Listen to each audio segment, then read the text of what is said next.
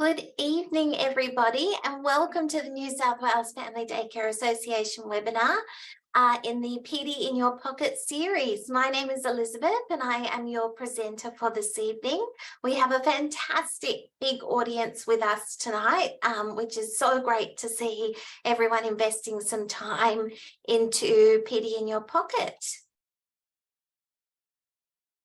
So before we begin, I can see that there's still quite a few people coming in. We'd like to acknowledge the traditional owners of the land on which we meet today.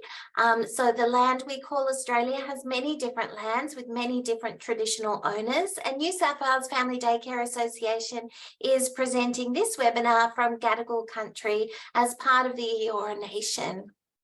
I pay my respects to elders past, present and emerging, and extend these respects to any Aboriginal and Torres Strait Islander people present here today. We must remember that Aboriginal families have successfully managed emergencies in relation to their children and keeping their children safe for thousands of years. So before we get started, just a recap, everyone should have received their booklet. So we sent you a link to the booklet last week. If you didn't receive this, you can access that by clicking the link on the screen there. If you are listening to this as a podcast, the link is www.nswfdc.org.au/PD in your pocket. And you can also find all the content for all of our past sessions there as well. So if you did miss any previously, please take time and you can go and have a look. You can access the recordings of the presentations as well as all the previous booklets. This PD in Your Pocket is all about emergency management in family day care. And just a reminder that we will also be sending a survey out after this session. So if you can take a minute to fill in that survey, it just makes sure that we can continue to provide really high quality professional development for you. Now, also before we get into tonight's content, we're going to have a look at when you registered, you were asked a few registration questions. So it's important that we have a look at this and see what we learned from you in regards to emergency management. So the first question was, have you had to call an emergency service, whether that be ambulance, fire brigade, police, as a family daycare educator? So very good that thankfully a large percentage of you answered no, never. Some have done so once, and then very few of you have had to do that once, more than once. The next question we asked was, how many times have children in your care sustained an injury or illness that meant they had to see a doctor or seek medical attention? So the majority of you, 67% answered never, 4% answered more than 5 times, which is good to see, that very small percentage. And then 29% of you said less than 5 times. We also asked you how you think you would cope in an emergency at your family daycare service. 76% of you said very well, which was great to see. 22% were not so sure, not so well, and only 2% was not at all. So very good numbers there. Glad to see that a lot of you are feeling quite confident, and hopefully after tonight's session that confidence will continue to grow and you'll understand how to respond in an emergency. We then asked you, has your service done an emergency risk management plan with you?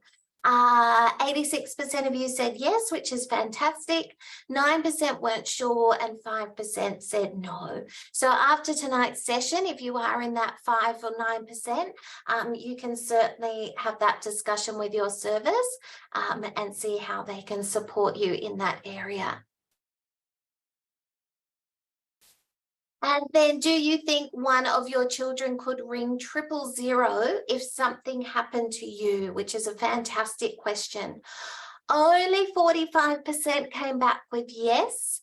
30% said no, and 25% of you were unsure. So this is definitely something that you could potentially, depending on the age groups that you have, embed in your educational program and see how you go with that one, because it is a great skill for children to have. All right, well, thank you everyone for taking the time to fill in those registration questions. Let's have a look at what we will be covering tonight. So this session will explore things such as what is emergency management, the sort of emergencies that you may face as an educator, your responsibilities as an educator. We're going to look at compliance and best practice through the regulations, the law, the NQS, what documentation you need to keep and why. Managing emergencies, we will of course have our interview, which this evening is with the lovely Lisa Tolo, who is the team leader at Camden Family Day Care. We're going to look at how to support children in emergencies and any other considerations. We also need to understand what to do after an emergency, and of course we will have time for questions. Okay, so I can see that most of us are here now. Welcome if you've just joined us. We are now going to get started on our content for tonight. So what exactly is emergency management? Emergency management is how we go about minimizing, preparing, and surviving the emergency. The New South Wales regulatory body says that approved providers and educators have a duty of care to take reasonable steps to prevent injury to children under their care. And this duty can be seen to extend to taking reasonable steps to identify, assess, and manage risk, which we'll also look at, and reasonably practical steps to plan, prepare, respond, and recover in an emergency. So put simply, an emergency is when something threatens the safety of a child. It may threaten the safety of us as the educator or someone else connected to our family day care. So did you know when you have an emergency, you have several physical reactions when that happens. So you might find that your heart rate increases, your pupils can dilate, the rhythm of your breathing increases, and your stomach clenches. So very similar to feelings that you might feel when you're feeling panicked or anxious. Now, your hypothalamus in your brain activates your pituitary glands and releases a hormone that then pushes your adrenal cortex to release about 30 hormones such as dopamine, cortisol, testosterone, estrogen. So when these hormones hit your bloodstream, combined with your increased neutral brain activity, your body becomes poised to fight or take flight. So you may have heard of those reactions before. And your body is ready for survival. So you have greater strength, heightened awareness, and you have quicker reaction times, which is just what you need in an emergency. Now, this helps you take the actions that you need to do the fighting, so stay, or flight, so you need to leave. So it's vital to have a plan in place and direct you of the next step. So one of the most important things we need to do is plan, especially when you're responsible for the safety of children. It can be very hard to think in the moment and react, and we don't want to be too reactive. We want to know what we're doing, and that's why it's really important to have that plan in place. And this is where we prepare for emergencies. So we can think about how we're going to respond without all of those supercharged chemicals in our blood.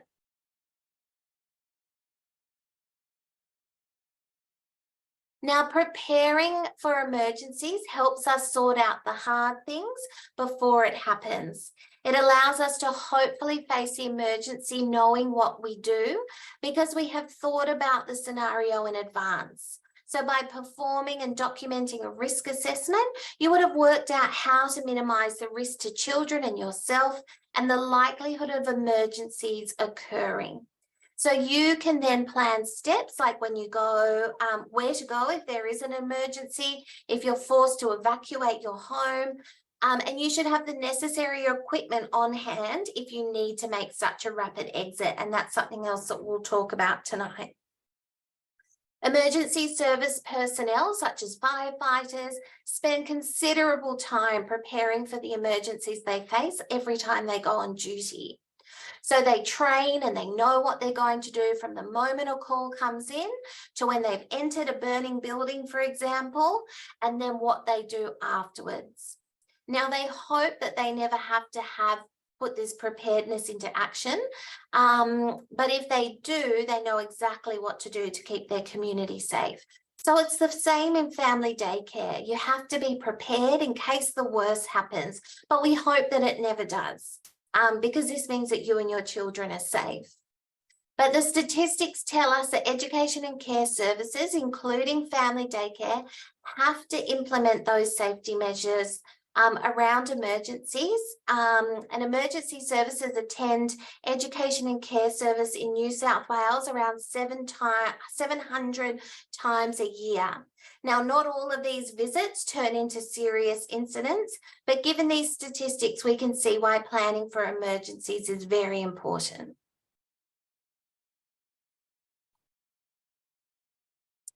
Okay, so let's look at some of those main emergencies that we could face in family daycare. Firstly, we're going to look at internal ones or emergencies that can happen inside your home. Okay, so here on the slide, you can see we've got several different kinds. So we've got medical emergencies. Now, medical emergencies in family daycare could include children getting injured or us as educators getting injured. It could include children having medical emergencies stemming from diabetic comas or anaphylaxis, asthma attacks, us having medical incidents as the educator, as the adult. So you may have a heart attack or a fall or something like that. A family member dropping off a child or having a medical incident such as fainting, falling, one of our family members having a medical incident, so a member of your own family. So what would happen to the children in your care if your own child broke their arm or leg while you were working? So we do a lot of preparation and training for some medical emergencies through our first aid, our anaphylaxis and asthma training. So having a think about, do you think you could apply this training easily if there was a medical emergency in your service? Because a lot of it is a practical response and we don't often get the chance to practice those things. So in one of our future sessions is all about asthma and anaphylaxis management. And we talk about the importance of making sure that we keep our training current, but we also do face-to-face training because then we have the opportunity to practice with dummies or with, mock medication so that we can practice those skills. Something else that is considered an internal emergency that we may have is during excursions. So excursions are a great way of extending children's learning. But what happens if a child goes missing or wandering onto the road? So those are things to think about as well. And excursions have always been riskier than having children in your home. And that's why we need to do risk assessments. So sometimes, even though we have thought through all the possible risk in advance, something can still go wrong and something unexpected occurs. So we need to know how to control the external. So we can't control the external environment. So we need to make sure that we have plans in place. House emergencies, so include things like burst water pipes, fallen trees on our roofs, and house fires. So house fires are alarmingly common, especially those caused by cooking. So house fires may also be caused by electrical wiring faults or even something like your clothes dryer suddenly going up in flames. So fire, of course, poses the risk of first, second, and even third degree burns to the children in your care.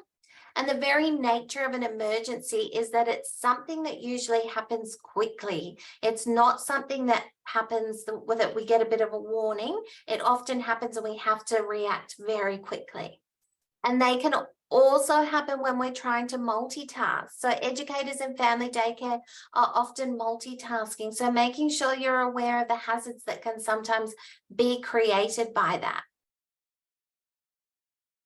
It's also important we take a moment to reflect on hazard identification for the above examples. So we can perform hazard identification plans or risk assessments to see what risk could be minimized or removed to prevent emergencies in the first place. For example, risk assessments can be done prior to conducting an excursion to identify potential hazards such as busy roads, and we can minimize that by selecting a different route. Another example could be regularly checking the safety of electrical appliances in your home to ensure there are no noticeable hazards and removing or replacing any appliances that pose a risk.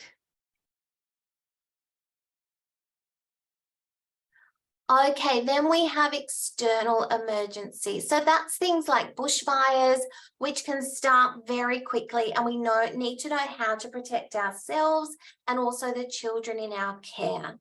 We'd like to think that we'd get some advance warning with things like bushfires, but they can come on very quickly and some start very close to us without warning. And things like winds can make them move very quickly. Floods, so widespread flooding, such as we saw recently in the Lismore floods resulting from heavy rainfall, can cause havoc across the whole community. Water rose to unprecedented heights rapidly, and people were cut off from emergency services. There's also localized flooding. So flooding can also be caused by burst water mains. Although not as catastrophic as natural disaster floods, the instance of local flooding also requires an emergency management plan because you may need to evacuate or your home may be cut off from the family. So things to think about there. Just flagging a few other things, intruders, police operations in your street or neighbourhood. So there's lots of causes of other possible emergencies in family daycare, but I've just listed some of the most common ones here. So emergencies are things that are serious, unexpected, and often dangerous, and that will require immediate action on your part.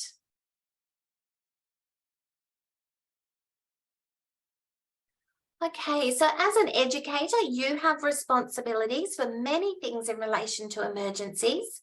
You have to know how to minimize the chances of an emergency happening, how to manage emergencies, know how to communicate in emergencies, how to manage risk. So both of an emergency occurring and during an emergency, knowing how to evacuate and what action to take and what things to take with you. So these are all things we'll look at. But above all, you need to keep your children, the children in your care, safe. So you need to be the adult in charge that ensures you and your children are safe. It is your job to protect children from any foreseeable harm. And you can see there that's mentioned in element 2.2.1 in the guide to the NQF.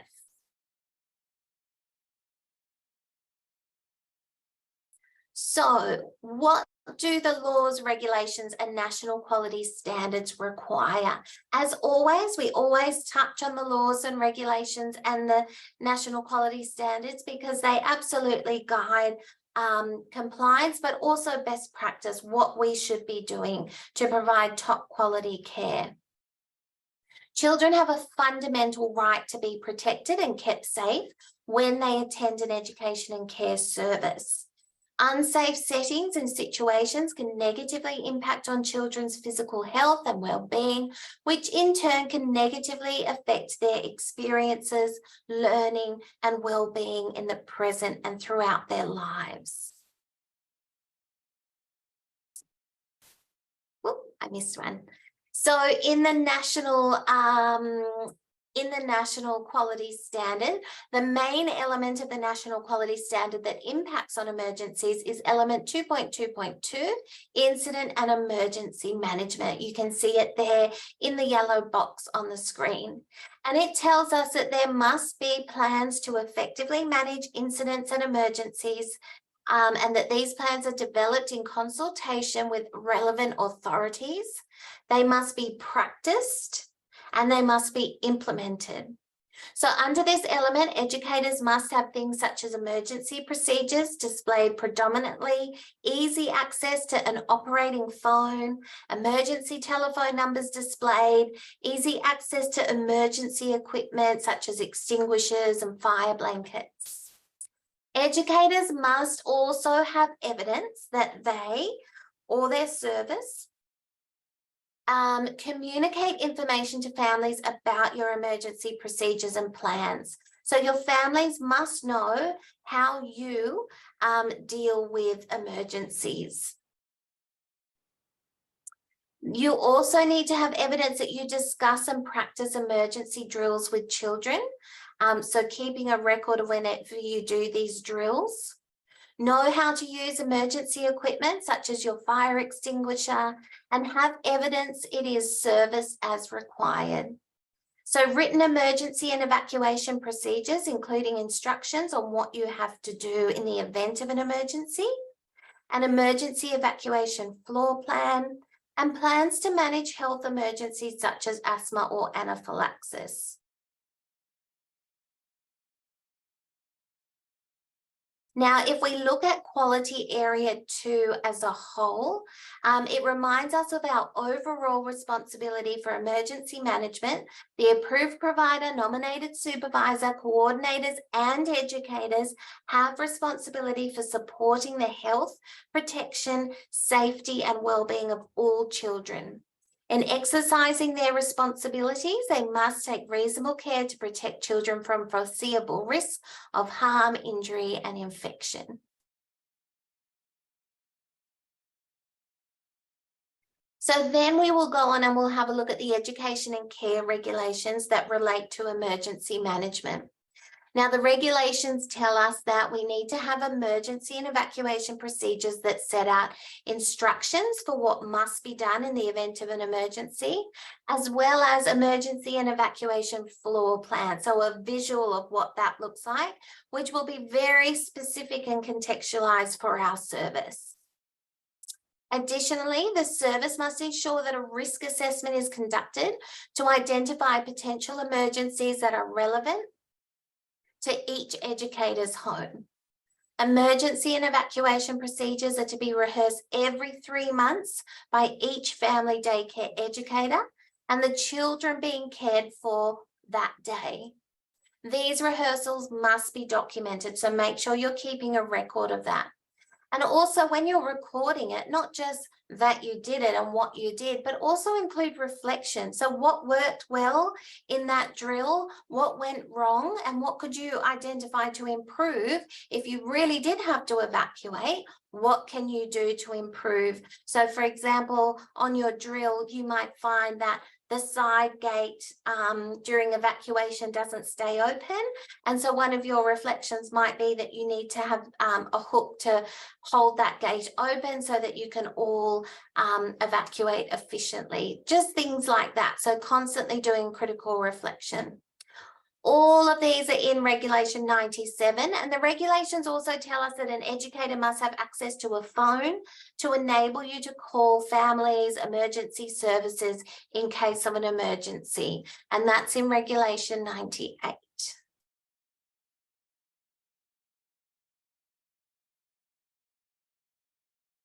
Okay, so you must conduct risk assessments and emergency response rehearsals.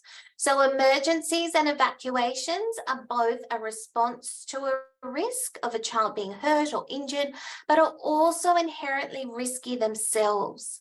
So planning for these is a task that needs to use our imagination to think of what could go wrong that would cause us to either evacuate or lock down. So you must conduct emergency response rehearsals. The first thing about emergency rehearsals is that you must do them every 3 months for every child in your care.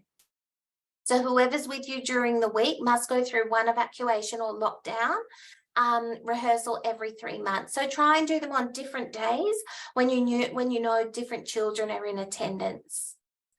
And that's the minimum. So you can do them more regularly, because 3 months is a long time. And during that big gap, you or the children, you might forget some processes. So if you want to do them more regularly, you absolutely can. And the regulatory authority lists the following types of responses. So there's on-site evacuation, off-site evacuation, lockdown, and shelter in place. So there are a few different things. Services must develop a risk assessment to effectively manage emergencies. Now, these include, but they're not limited to, one, to identify any potential emergencies, one, to manage emergencies on site, one, to manage emergencies off site. So that's talking about things like transportation, keeping children safe if we're transporting them, and also excursion, so if we're leaving the service, and also one, to manage rehearsals with children. So there's several different types of risk assessments that you can have in place. And sorry, just going back to that side, the ASEQA, the Risk Assessment and Management Tool, is a really great comprehensive document. So if you haven't had a look at that yet, I really recommend you go onto the ASEQA website. It's not even just a template or a tool. There's also some really good information in there. So I encourage you to have a look at that one. Okay, so when we also look at risk minimization, so before we even look at how we're going to respond to emergency, it's a good idea of how to look at risk minimization as well. So a scenario may be that a fire has started in your home, requiring immediate evacuation of the premises. The fire is blocking the most direct evacuation route, requiring you to evacuate the children via your laundry. Although never accessed by children, your risk minimization strategy ensures that all chemicals are isolated and out of reach of children. So this action allows you to avoid the fire and evacuate the building while maintaining children's safety. So see how they've planned ahead there, and they've identified a risk that wouldn't normally be in place. So children don't normally go into the laundry, but in this instance, the educator has identified, well, if we couldn't evacuate the normal way, the children would actually need to go through the laundry. Therefore, I'm going to look at safe chemical storage. Another scenario here for risk minimization: a pipe has burst in your service space, leading to localized flooding and the need to evacuate the premises. Your risk assessment of potential hazards during a flooding incident identifies that the tiled floor in your living room would become dangerously slippery when wet. So your risk minimization strategy was to lay non-slip floor coverings on all thoroughfares, so main thoroughfares. This action allows you to safely traverse the wet floor without slipping and evacuate the building safely. So again, normally these floors wouldn't be wet, but in the case of internal flooding, that poses a risk. That risk has been identified and it's been managed.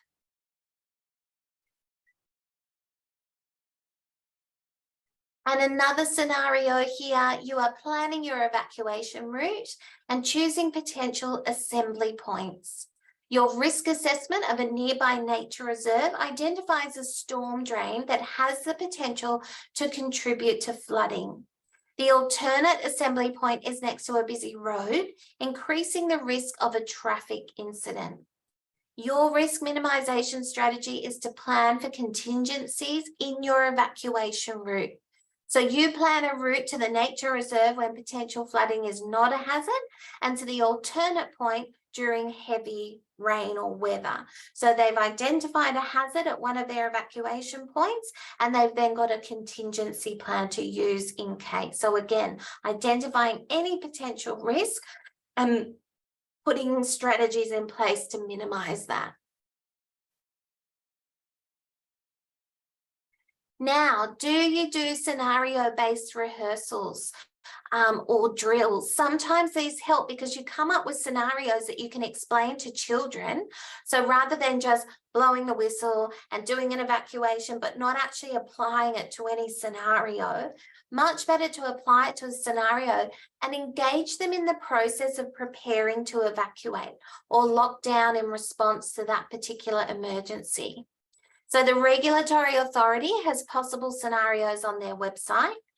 And when you do a rehearsal, you need to follow the evacuation plan. So blow the whistle or whatever alarm that you're using to alarm the children that you are evacuating. Implement your emergency evacuation plan, grab your evacuation pack, your mobile phone, any medications, so puffers, auto injectors, anything like that. Respond to all the children's immediate needs, so making sure that they're okay, that supervision is maintained. Remain calm and help the children feel safe and secure.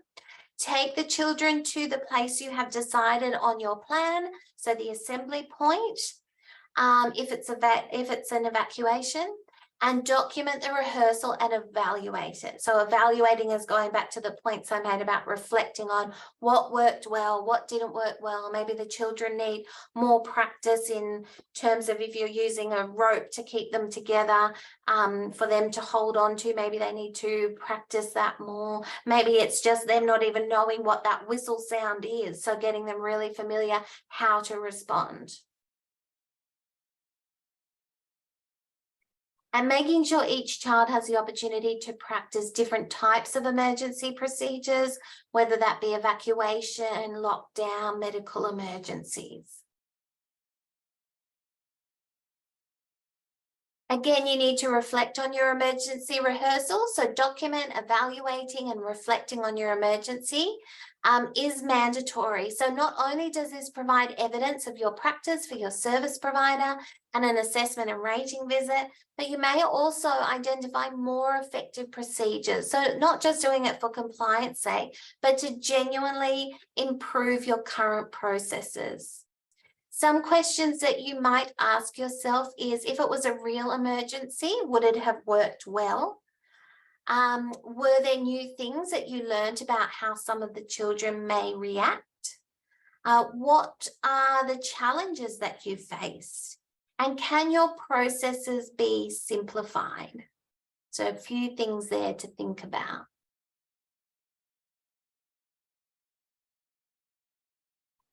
Now, a note about assembly points. So in case the nature of the incident prevents you from going to your offsite assembly point, such as maybe heavy winds or a fallen tree, then having at least one additional offsite assembly point allows for the safe implementation of your emergency management plan. So you may want to have your assembly point close by and another point further away, so perhaps in the other direction. So really good idea to have two assembly points because your first one may not always be accessible. You may wish to consult with your local council to find out where the predetermined assembly areas are in the event of a large-scale emergency, such as a bushfire or other area-wide natural disaster. Or you could even just consult your local community. So seeing if the local police or the fire brigade have any recommendations of where they think your emergency assembly point should be, because they would have a lot of knowledge on the area and would be able to assist you with that. So you know as an educator that you must know and follow your services policies. And this, of course, includes your services emergency and evacuation policy.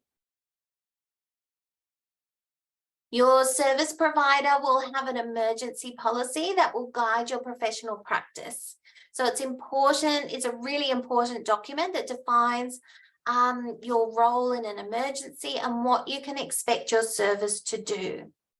If you haven't read this policy recently, getting it out and familiarizing yourself with it is a great idea.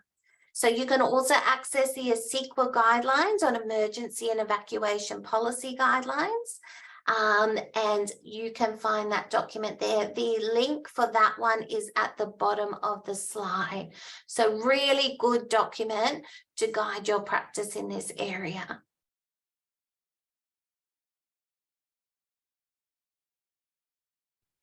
Something else we need, your evacuation bag needs to be ready to go at all times. As we said, the nature of emergencies, we don't always know when they're going to strike, so we need to be ready. Now, what are we going to put in our evacuation bag? So you need to have your enrollment records, some kind of documentation that will advise who is in attendance, and also emergency contacts and your emergency management plan so that you can review that in the process. Medication for any diagnosed medical conditions, including action plans, so you know how to administer that medication on the go. We need a mobile phone, a battery or a solar or wind-up radio if that's suitable for your area, a source of light, so a torch, some snacks, some long life packaged snacks that you can have, just making sure that you regularly update them when the expiry date hits, and bottled water. And because it's not always practical to grab everyone's individual water bottles, so just having a large sealed water bottle with some plastic cups, a first aid kit, and potentially some blankets. And then also thinking about practical things that you might need, so wipes, change of clothes, nappies, just in case you're out for a long time. If you've got babies in your care, are you going to need to take some formula, sunscreen? If you were to evacuate in the middle of the day and it's very hot and your evacuation assembly point doesn't necessarily have a lot of shade, although that's going to be a risk that we minimize in advance, we're going to make sure we check our evacuation point for shade. But just say it didn't have any, you might need to put some sunscreen in your evacuation bag.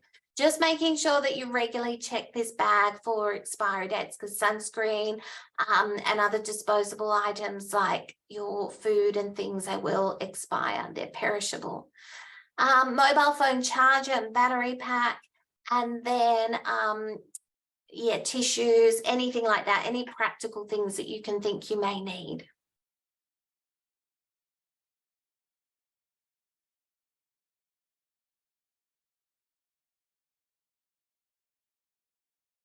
Okay, so we're now going to have a look at the documents that we're required to have. So documentation required of us under the national regulations and law and the NQS should help us prepare for emergencies and help us feel confident that we have planned as much as possible. It will prepare us to know what emergencies may happen, how to minimize the risk of them happening, and minimize the risk of children, and additionally what we need to do if emergencies do happen inside or outside of our family daycare. You are required to have a number of emergency risk management assessments, including ones for us, one for on-site emergencies, off-site emergencies, transport and excursions, medical action plans such as asthma and anaphylaxis treatment. Other required documentation includes evidence of emergency response rehearsals and evaluation of these. Effective communication plans are very important. Evidence that you have consulted with relative authorities, and emergency evacuation plans and diagrams.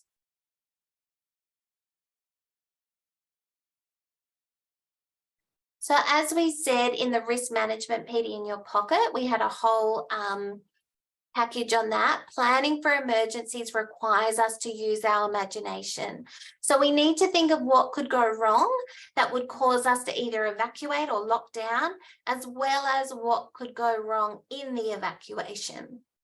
So the first documentation you need to have are a number of different risk assessment, emergency risk management assessments that are contextualized for your home. And these need to look at what the potential emergencies are for your particular home, in your particular suburb, and with the particular children in your care. So really contextualized. The risk assessments are to effectively manage emergencies at your family daycare. Including one to identify potential emergencies, one to manage emergencies on site, and one to manage emergencies off site, like we mentioned, transport, excursions, and one to manage the rehearsal with children. So the risk assessments that you do of your home will, with your coordinator or service, are the main part of your planning for emergencies. So the risk assessments need to look at the hazards and potential threats specific to your place, the level of risk for each of these, and that's when we use a matrix like the one on the screen there, and how you will reduce, manage, or eliminate. So ideally we want to eliminate it, but if that can't be done, at least reduce or manage. So every emergency risk management assessment for family daycare has to also consider risk management activities as part of your emergency response procedure. You will need to work out how to reduce or manage the risk of any risk that is moderate or major. And you should also consider any hazards on your evacuation routes, which may cause risk to children. And these may include medications or dangerous items, traffic, thinking about those things. So your service should prepare your emergency risk management assessment with you, but you can also access a lot of those tools and documents on the ASEQA website.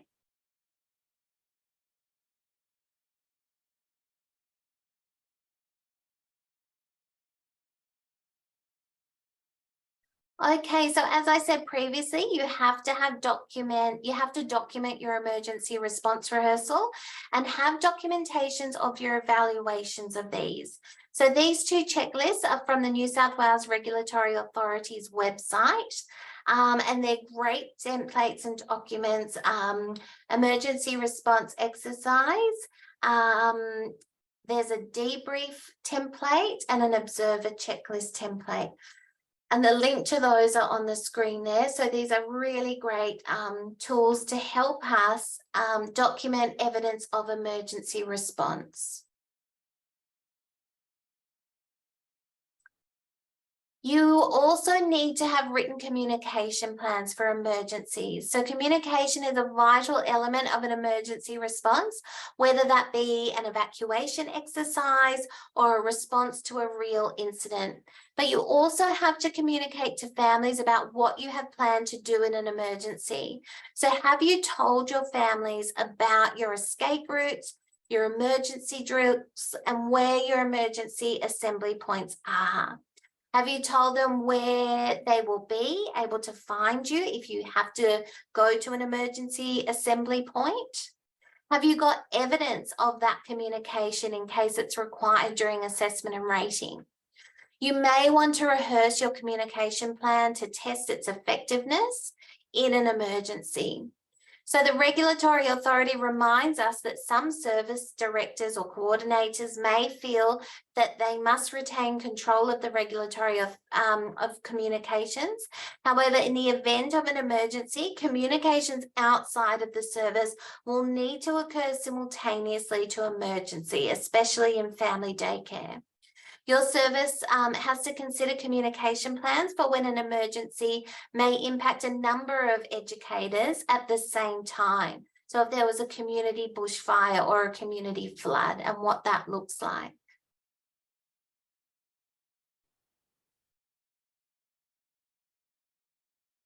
Now, regulations require that in family daycare, an emergency risk management assessment must consider and plan for the individual nature of each educator's home.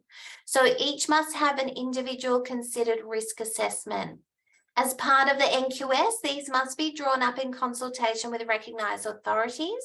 So the service is generally responsible for this part of the requirements, but you may have to consult with your local rural fire brigade if you're in a fire-prone area or your local council.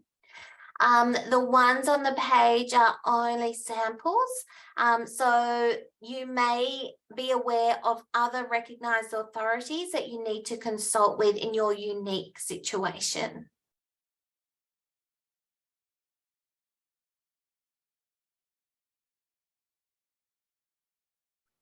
Okay, and the last thing we're going to look at before our interview is every educator has to have emergency and evacuation plans or diagrams. So you must all have them already by your doors, by your exits, and they are not things that you need to have professionally drawn up, but they do need to follow some set of rules. So the department has a multi-page booklet on its website that explains these in detail, but we can summarize them here. So your evacuation plans, diagrams also need to be at each exit. They need to be put no higher than 1.2 meters from the floor. They must face the actual way the exit is, and they must be minimum A4. So A3 is even better, so it's very clear, and have it titled evacuation diagram. So it needs to be called that. It needs to have a "you are here" location so that the person looking at it understands where they are in relation to the whole diagram. It needs to have a valid to date that is under 5 years. So after 5 years, it needs to be checked. If nothing has changed, then you can just update the validation date. If there are changes and you've already updated it, you definitely need to have a look at that now. So going and having a look and checking when was it last reviewed, because you may have moved, there may have been renovations, or there may be the layout of the home may be different, so it's good to review it. It needs to include your address and postcode, the nearest cross street, a map of your floor, green exit signs, assembly point, so where you're going to go in case of an evacuation route, so telling the person who's reading it exactly which way to go. And note that this one needs to be a really strong dotted line in green, and the dotted one is on alternate path if you can't go the best way because of the fire. There's one strong green line and one dotted green line. So the dotted green line is the alternate route. Where you must have where your fire blankets are located. So if you were to look at the evacuation diagram, you know exactly where to locate the fire blankets. And as I said, these evacuation diagrams need to be reviewed every 5 years or whenever you do renovations at your home. So if you haven't had a look at yours in quite a while, best to have a look at that.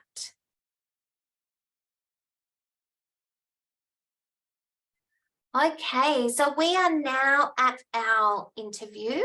I am going to play the interview. As I mentioned, this is with the lovely Lisa Tolo, who's the team leader at Camden Family Day Care. And she gives us some great advice speaking about first-hand experience with emergency management. This video will go for approximately 15 minutes. We will then come back and we need to finish the PowerPoint presentation. There's still quite a lot of great content to go. And then at the end of that, we will have questions. So enjoy the interview and we will be back together shortly.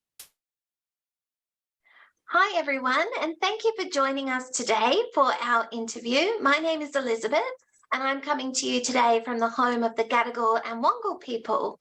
I'm really happy to introduce today with us Lisa Tolo, who is the team leader at Camden Family Day Care. Welcome, Lisa.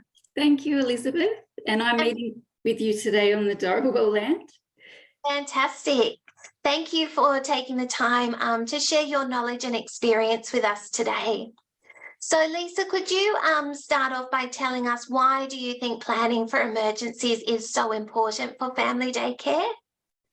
Well, I think the number one thing is that family day care educators work alone.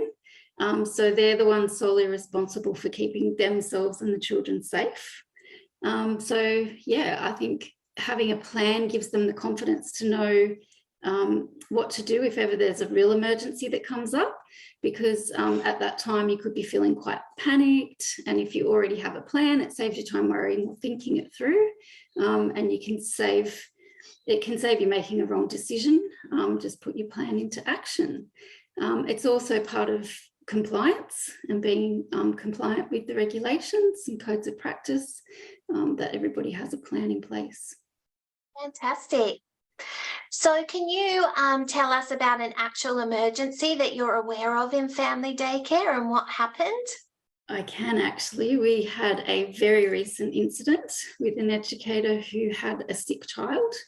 The child already had medical conditions known to her, so it was lucky that she had a comprehensive risk minimisation and communication plan. She knew what the signs and symptoms were for that child, and she actually went to get him off the bus.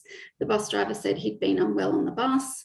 She took him inside. She could see that he was not feeling very well at all, and through knowing him, knowing what his signs and symptoms were, and through talking to him, she worked out that he just wasn't great. So she just jumped into action, called an ambulance. She called his mother, who happened to already be on her way because the school had alerted her just before he left to the fact that he hadn't been feeling well at school.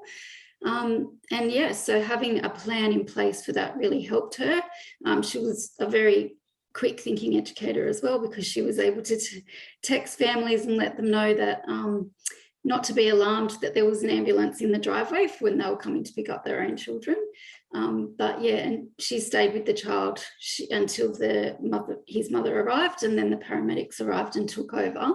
And yeah, following that, we sort of debriefed, we talked about the plan and how she worked through that. So yeah, having a plan was very helpful, especially the risk minimisation plan at the time, because she really knew what to look for and what to do if it had been one of those medical conditions that he had.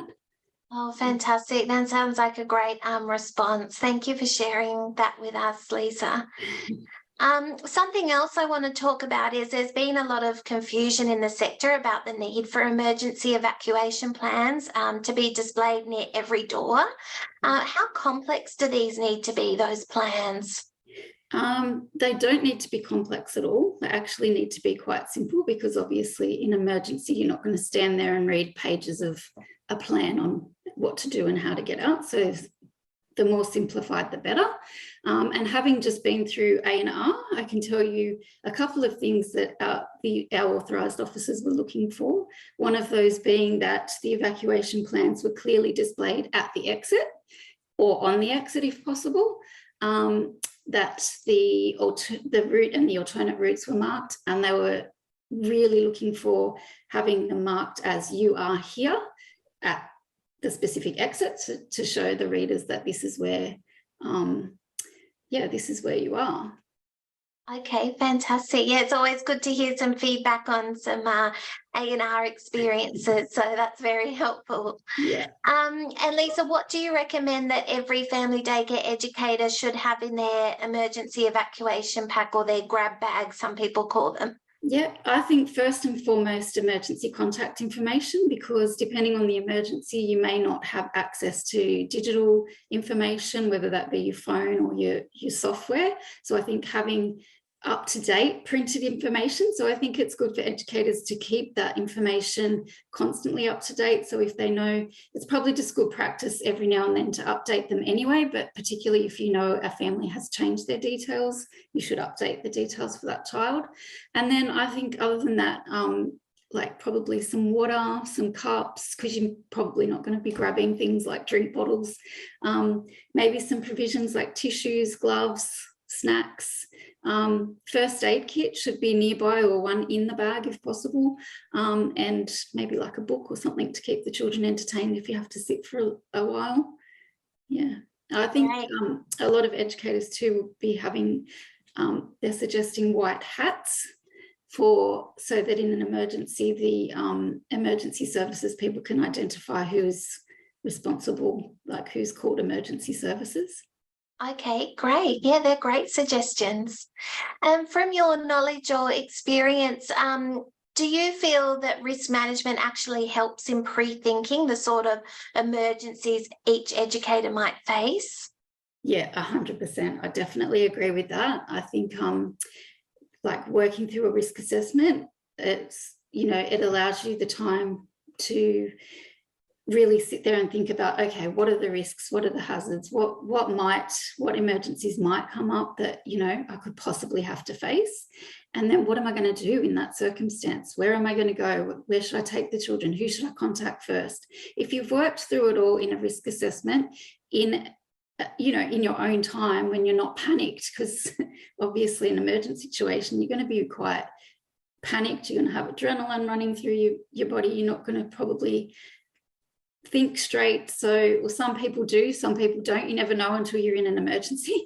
So I think having that plan to work through really gives you a guide on this is the potential emergency, and this is what I'm going to do in this scenario. Thanks, Lisa. Yeah, that's great feedback. It can be a lot to think about when we're under pressure. So, Lisa, last question. What are the top 3 things you would do if you were an educator to ensure that you were prepared for an emergency?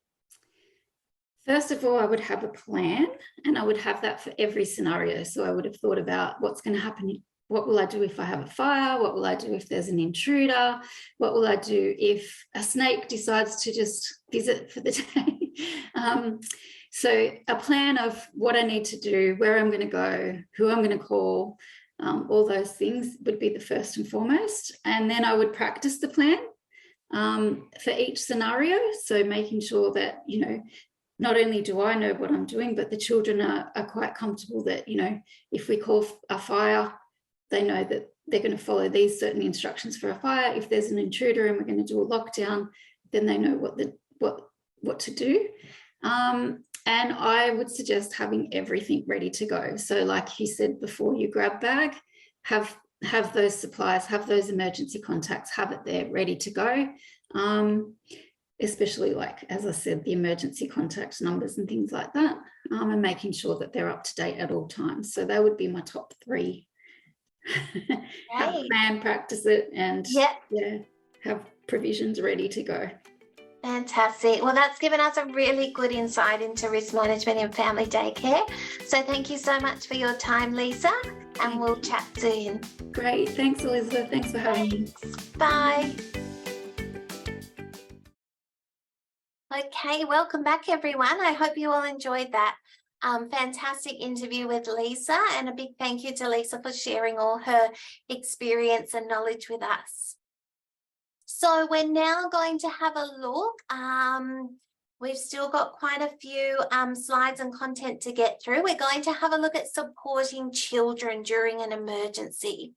So supporting children through and after an emergency takes careful planning, and we really need to be mindful of their needs. So think about the children you provide education and care for now. You probably already know which ones would need more support and which ones would maybe be a bit more independent, and how their different coping levels are. We know all children cope differently, so being aware of that. So we know children can behave unpredictably during an emergency and take longer to evacuate than adults. They may need assistance physically, and they may need a lot more guidance. So this must be factored into your planning. Children that embrace rehearsal evacuations gladly may not be so cooperative when the real thing occurs. A lot of learning can happen through an emergency, and it's an opportunity to build children's resilience and strength. So during an emergency, it's important that you as an educator stay calm and reassure the children. Talk to children about what is happening in a way that they can understand, and keep it simple and appropriate for each child's age. Connection with you becomes very important, and that they know that they will be reconnected with their families after an emergency. So if you have a really trusting, warm relationship with the children, they'll know that they can trust you and they'll be reassured by you during the emergency, and making sure that you let them know that this will come to an end. This isn't their situation forever. This is just a temporary situation that you're going to get through together. Now, children can be less capable of concentrating and may show some signs of panic. So they may not be able to follow your nonverbal cues. They may not be able to do what you're asking of them. So some children's responses may be physical, others may play out in unexpected behaviours. So a few things on the slide here to look out for. We've got shallow breathing, increased heart rate, sweating, discomfort in the chest, nausea, behavioural changes, confusion or speech difficulties, trembling muscles or shaking, an urge or a need to go to the toilet. And children do have toileting incidents in an emergency, so that might be something to be mindful of when preparing your evacuation bags, spare undies and clothes and nappies. And children may be clingy or withdrawn. So some might want lots of reassurance and get very physically touching to you and close, and others might withdraw and completely retreat from the situation. So being very aware, different children are going to have different responses. Also prepare children for the fact that during an emergency, they may come into contact with other adults, so adults they've not seen before. They may come into contact with neighbours, so maybe the neighbours are also being impacted for whatever reason. You're evacuating, they're evacuating as well. Emergency service personnel they may never have seen, so that could also maybe frighten them or cause a bit of anxiety. Think about how they will feel if they need to be rescued by a police officer or taken in an ambulance. Prepare them for the fact that there could be a lot of adults that will be helping, and that you as the family daycare educator will need to rely on. So prepare them, that the neighbours may have to help as well. So a few other considerations that we look at. There are many instances where very, very young children have saved adults' lives because they know how to call the emergency number and they know how to tell the address that they are at. So I spoke about that before. If that's not something that's part of your educational program, you might like to think about doing that with the children, if age appropriate, and teaching them what to do and who to contact if the emergency happens to you as the educator. Now you have to consider and plan for how you will support children with additional needs or medical conditions too. So before, during and after emergencies, this means more than just making sure that you have asthma medication or auto injectors for EpiPens, things like that. Really thinking about how you're going to plan for children with those needs. And what other support will children in your care need if an emergency happens? So there are many instances where young children have saved the lives of an adult, as I said. Interestingly, we asked that question as one of our registration questions as well, if the children can ring 000 if something happens to you. And I think it was 45% of you, if I'm correct, responded yes, they could. So think about issues such as how would they locate and use your mobile phone. I know a lot of young children now are very tech savvy. They know how to unlock phones, they know all about the touch screen. So things are a lot different now that we don't have landlines. And is this something that you should be practicing? That's for you to reflect as an educator.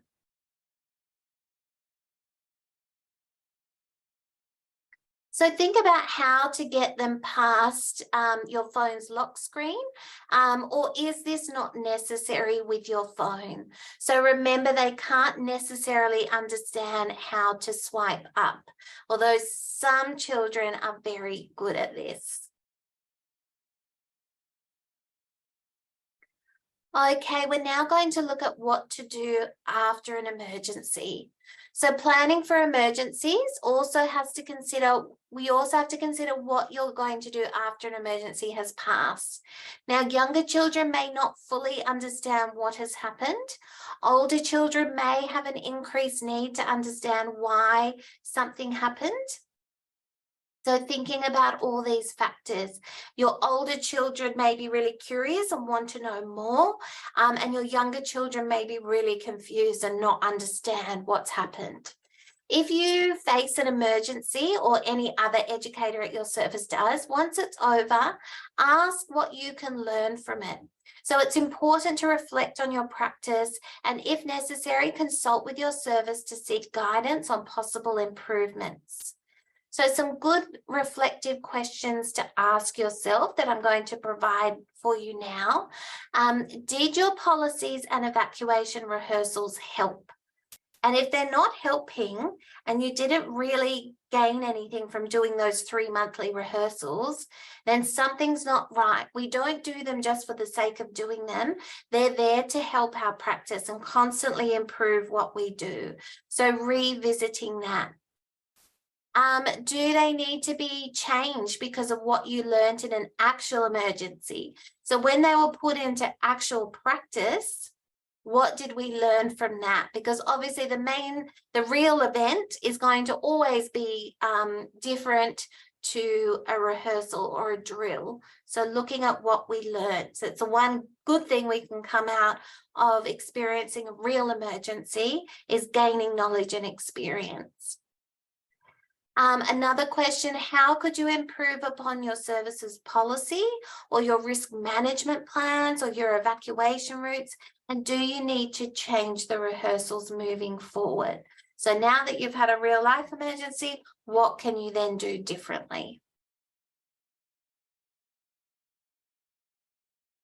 Now, there's a number of reactions you may see in children after an emergency. These may be regressive behaviours, so things like toileting incidents again, or even aggression that they used to display when they're younger comes back. They may have difficulty sleeping, bedwetting, becoming withdrawn, irritability, separation anxiety, so they may be really anxious about separating from their families or being really clingy to you. Changes in eating habits as well. So if a child shows any of these symptoms and you think it may be related to a recent emergency that you had, or regardless of what you think it's come from, it would be very important that you have a conversation with their family and potentially seek some professional advice. So strategies to assist children to cope after an emergency situation includes returning to normal routines as soon as possible. So getting back into routine and not just telling the child that things are back to normal, but showing them that they're back to normal. Get back into what the child usually expects from your service. Provide children with opportunities to express their feelings and talk about what happened. Help children express their feelings in different ways. So they might be wanting to draw something that they're feeling or paint something that they're feeling. Giving them sensory experiences is a really good idea. And use the opportunity as a learning experience to help build children's resilience and coping skills.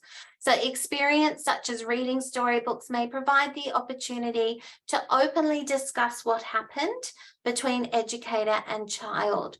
So using it to show them, yes, okay, it was very hard, it was scary, but look at us now. We got through it. We know what to do next time it happens. We feel stronger and more confident, and that is in turn building their resilience and their coping skills. So although it's not pleasant in the moment, we got through it together and we're okay now.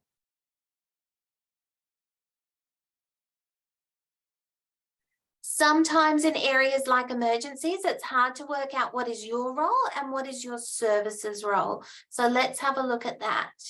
Here's a basic overview. So remember that the regulations are clear about what is an educator's responsibility and a service responsibility, and who is accountable if these don't occur.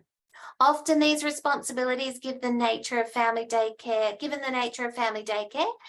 can be practical, can in practice be shared. So there is a bit of a grey area, but generally speaking, educators are responsible to do risk assessments with their service, evacuation plans, emergency response rehearsals, and evaluating these, communication plans, and carrying out that communication in an emergency bags, so preparing those and all their content, fire extinguisher and blankets and regular servicing of these, having a phone, and ensuring each child's safety in an emergency, because quite often you'll be the only one present. The service or the approved provider, they're responsible for policies, making sure those policies and any relevant procedures are also supported, risk assessments with the educator, communication in an emergency as per the communication plan. So they will absolutely need to be part of that communication. They will be one of the first people that you inform of the emergency. You may even be contacting them during the emergency to get their support. Ensuring you are conducting emergency response rehearsals. So making sure that you're meeting that point of compliance.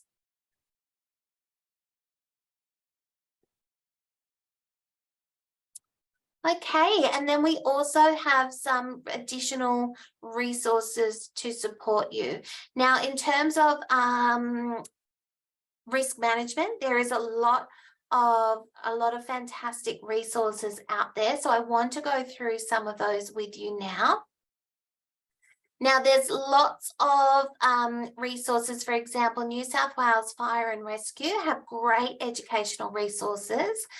You can access these on their website, and these really support you, support you talking to children about fire, including a recorded talk of firefighters talking to children. So we can you can navigate to that website there. Understand how trauma may affect families is integral in supporting resilience and recovery. So trauma is something that can often come after emergency. So supporting families and the children. Now, Beyond Blue is in partnership with ECA, Early Childhood Australia, as well as Headspace. And they have a suite of resources to support educators from early learning services and schools to develop a positive, inclusive and resilient learning community where every child, young person, educator and family can achieve their best possible mental health. So the department's website, that's there on the top right there, bu.edu.au, fantastic resources. So I really encourage you to have a look. And that other link there was fire.nsw.gov.au, and you can actually go to the early years page on the fire and rescue. They have a section for the early years, which is all about education. And the last one there is the department's website. So they also have lots of resources. You can go to that webpage. If you go to their homepage and then early childhood education, service providers, current approved providers, and then there's the emergency planning, management, response and recoveries. And then talk through with your service about these resources, and also just have a look at them as yourself as an educator. So you can see there's a whole site there just for early childhood education. And making sure that any of these resources that you use, especially ones to educate your children, that you are making sure you contextualize them to your service. All right, so as we near the end of our session this evening, we're now going to take a short break for participants to complete a poll. So there's 6 short questions for you to reflect on what you've learnt this evening. After we've completed this, we're going to go through it together. And then as always, we have time for questions. So I'm going to launch this poll now. It will display on your screen, and then we will come back together.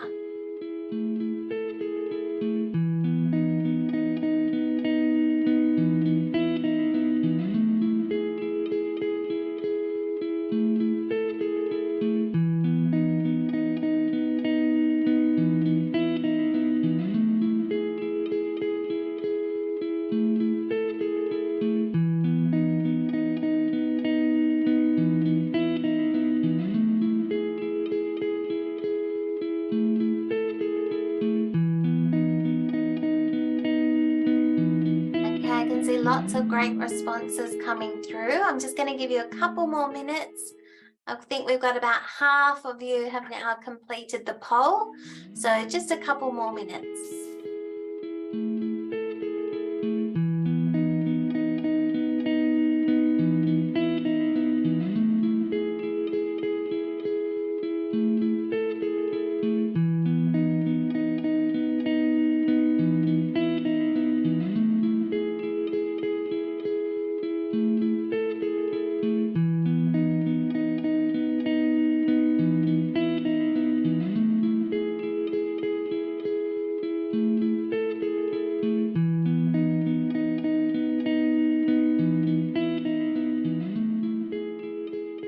Okay, it looks like everyone's nearly finished with our poll questions. See a few people coming through. Okay, so I've finished that poll now. And I'm just going to share the results with you. Okay, hopefully you can all see those results there. So our first question, planning to manage emergencies will help you as an educator too. And our responses were protect children, yourself and your families, maintain a safe environment for children, comply with the national regulations, meet the national quality standards. And the majority of you had all of the above, which is correct. The second question we had, every family daycare educator needs to practice their emergency response procedures every 3 months or as often as your service policy states. And all of you got that correct, or 99% of you got that correct with true. Which key document guides us in what is required for emergency management? The regulations, the national law, EYLF, NQS, all of the above. So that one is all of the above. The regulations are definitely key, but all those documents definitely touch on what we need to do as educators in terms of emergency management, including the holistic care of the children and the education of them, which is where the EYLF comes in. Okay, question 4, the main element of the national quality standard that impacts on emergencies is element 2.2.2, incident and emergency management. True, 97% of you got that right. And last question, question 5, family daycare educators can consult with the relevant authorities such as fire and rescue, local council, police, ambulance and state emergency services when preparing emergency plans. And 96% of you got that right with true. So well done. Excellent work, everybody. Thank you for taking a minute to fill that in. I'm just going to close that up now. Okay, so we now have time for questions. So I know some of you have been posting questions in the chat box as I've been presenting, and I've noted some of those down. We may not have time to get to all of them tonight, but you're very welcome to pop them in, and we can also take some questions on notice. But I'm just going to have a quick look now.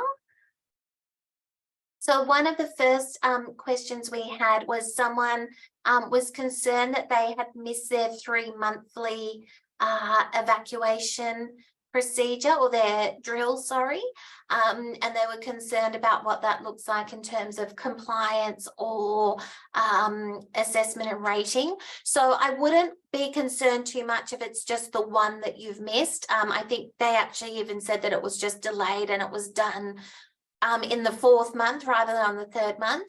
Really, what they're really looking for, yes, it is compliance. You must do them every 3 months. But if one's slightly late, you know, overall, if they can see that, yes, there's a pattern, you have diligently been doing them every 3 months, I wouldn't worry too much if one's a little bit late. But more importantly, a good point around that is that 3 month is, as I mentioned, that's the minimum. So they want to see that you're doing as much as you can to put those drills into good practice and using them as much as possible. So if you want to do them more, you absolutely can. Okay, another question that someone has is, if an educator is on a very hilly property, how does that look like for evacuation? So it's quite hard to use prams or evacuation cots in that environment. So my first response would be to absolutely consult with your people in your local community. So emergency response services, have a discussion with your local fire brigade or the local police and say, you know, this is my situation. I'm a family daycare educator. This is my property. If I needed to evacuate 4 children on this property, what does that look like? Have a conversation with your coordinator, with your service, make sure that they're aware, because those emergency response plans and evacuation plans, they need to be very contextualized to your service. So really engaging in lots of thought-provoking conversation and how you can cater for that, because there would be quite a lot of people on hilly properties or properties with other challenges, and what that looks like when you do have to evacuate. And keep in mind too that we're always thinking of worst case scenario. So remember those scenarios we went through that, oh, if we had to evacuate and it happened to be after really heavy rain, our evacuation point is actually right next to a storm drain that could be flooded. So they've acknowledged that risk and they've eliminated it before it's even happened. So that's exactly what you want to be doing. Okay, if I had to evacuate and I had 2 babies in attendance, how am I going to evacuate them? So what, you know, really having a think about that and having a plan in place. But don't feel like you have to come up with the answers by yourself. There's so many people in your community and your service that you can consult about that. And likely there's been somebody, another family daycare educator with a similar situation. And don't forget, this is also a great, we've got our Facebook page, which is a great place to share information. So if someone has been in that experience and has some advice, you could certainly share it there. Someone also asked where to purchase the evacuation bag from that was on the screen. So I'm not sure where that one was from specifically, but there's so many places you can get great backpacks from. And it's also a good idea to get one with different compartments in so you can keep everything really organized. And someone's also asked how many evacuation bags you need. So that's really something for you to reflect on as an educator. You might, if you've got, you know, 2 children, 0 to 2 and 2 to 5, you might even want to have a couple of small backpacks, but just keep in mind that if you are by yourself, you're the only one who's going to be able to carry those. So it might be a case of just having one larger bag and then, you know, using large Ziploc bags to break things up. Okay, this is what I need for the younger children. This is what I need for the older children, and compartmentalizing within that backpack so that everything's very easily accessible. I love a Ziploc, and, you know, permanent marker, write whatever is in it, so that you're not kind of digging out everything at once, making everything very organized. Another question that came through is, one evacuation door enough? So I noticed someone replied to that comment, or do you need 2 evacuation paths basically? I noticed someone responded to that comment saying 1 is enough because you're in a home. I may need to take that on notice to confirm.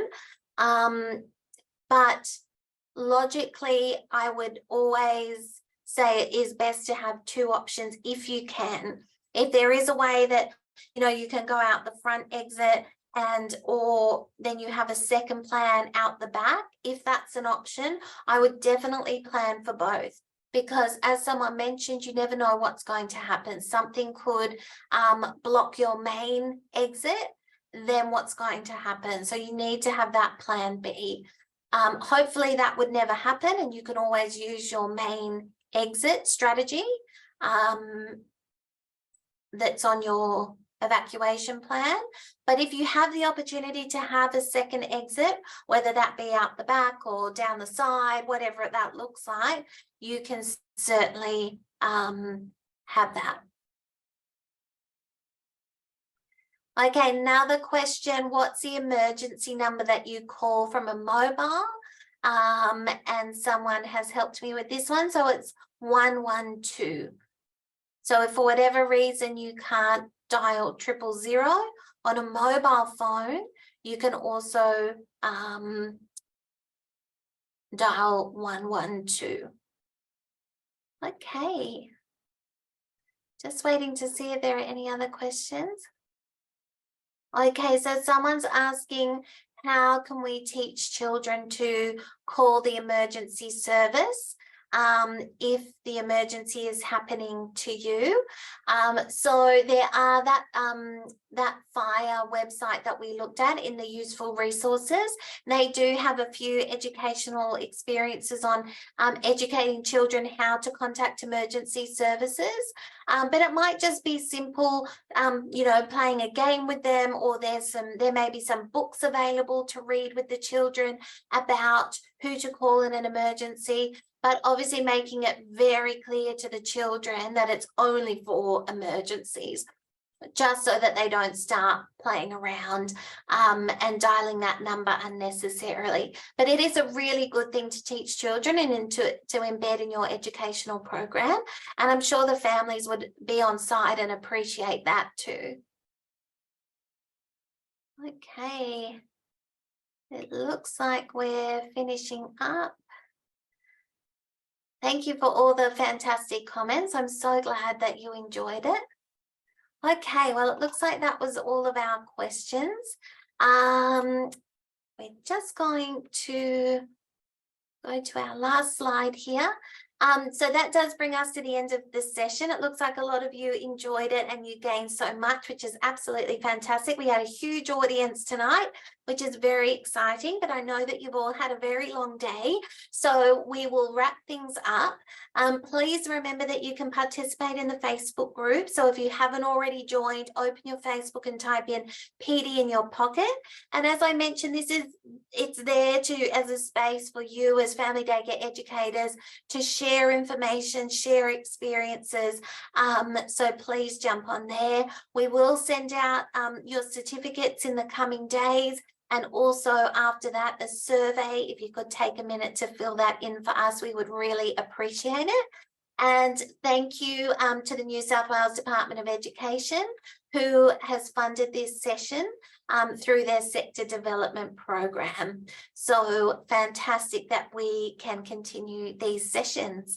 And I really look forward to, so this session was delayed 1 week because of the Anzac public holiday that was last Tuesday. So we're 1 week behind. So our next session is still in May. Last Tuesday of May, as always the last Tuesday of the month. And that session is, I believe, on safe transportation. So another fantastic session to have with you. And I really look forward to doing that at the end of the month. Okay, everyone, thank you so much for joining us and have a fantastic evening. Goodbye.